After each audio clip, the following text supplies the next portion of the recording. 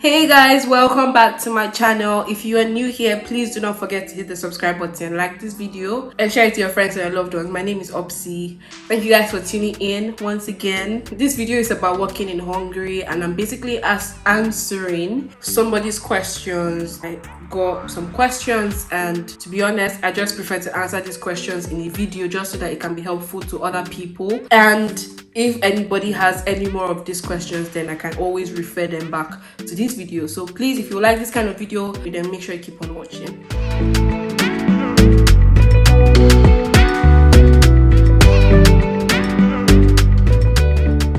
Alright, so the first question says, with a full-time study permit, bachelor program, can a student pick up employment within the allotted hours granted? Example, working on the weekends. When I came to this country newly, I was told that I wasn't allowed to work, and I don't know why, but that was what I heard. I don't even know where I heard it from. I think either from students or I don't know.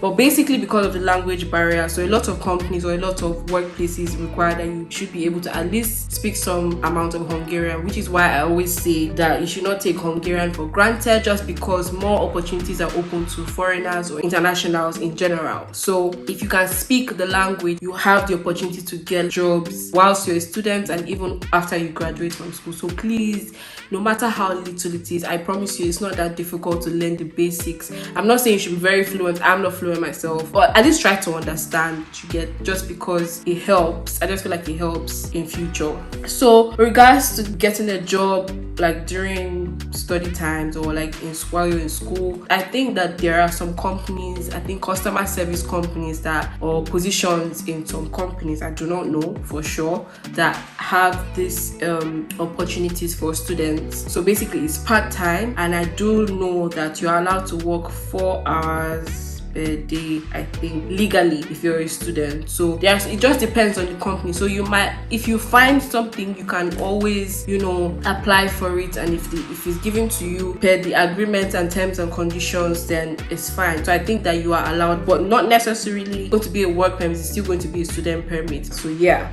you can. It just depends on if the company or where you apply to is willing to give you a chance. The next question is, what is the maximum work hours allotted to a part-time student master's program? Like I said, while I was trying to get my work permit, a lawyer told me that I'm allowed to work as a student for 4 hours, either per day. I think it's per day, I'm not really sure. Whereas if you're full-time, like if you're working full-time, it's 8 hours. You're allowed to work up to 8 hours or even more. If it's like sales, working in a shop, for instance, obviously that is going to run on shift, so that might be different. So it just depends on where you're working. Upon completing the program of study, can one apply to jobs that secure a work permit in Hungary or other neighboring European countries? Of course you can. Like I said before, I think I've said that in my previous videos a lot of times, that if you finish, you can always apply to jobs or apply to companies. I always say apply before you graduate, because it takes a while. Applying for a job is not that easy, so it takes a while to actually get a job. It could take a while.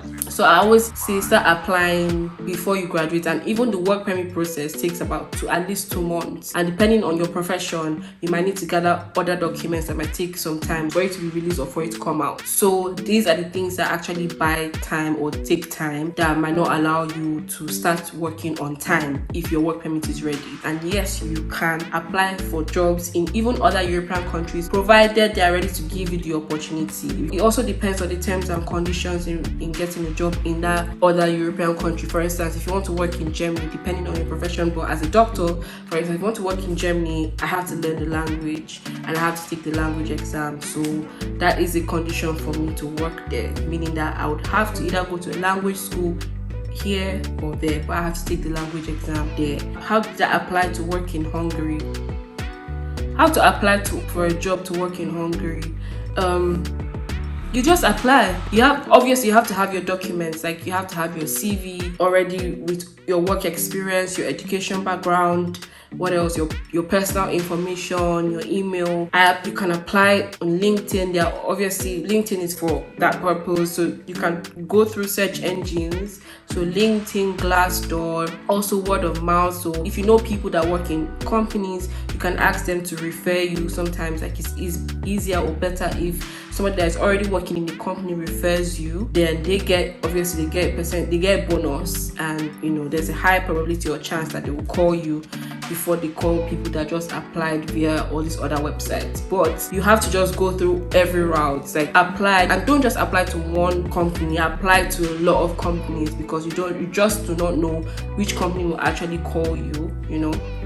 Some of them can actually schedule an interview and not follow through it. So it just depends, to be honest. So just apply away. And that's how I applied for jobs after I finished school. And of course, word of mouth as well. How long it took postgrad to get the job? It took a while. I mean, about 4 months, should I say? About 4 months. But it could take even shorter. It could take even longer. So I don't like to put a timeline to these things. It's just for you to apply. If you get it, you get it. The most important thing is that you're legal here. So make sure that your permit is legal. Make sure that you have either your residence permit, study residence permit, or whatever that you have. It should be valid. Make sure you know when your permit is supposed to expire, because normally once you graduate, your information is sent directly to the immigration office to let them know that you have finished school most of the time. So you can just play around that and then apply for a job search permit and that's valid for 9 months, and you can use that to keep applying till you get a job that can now upgrade you to get a proper work permit. Getting a work permit takes about 2 months, at least 2 months. Did you apply before graduation or after graduation? I applied before graduation. I said applying for jobs before graduation.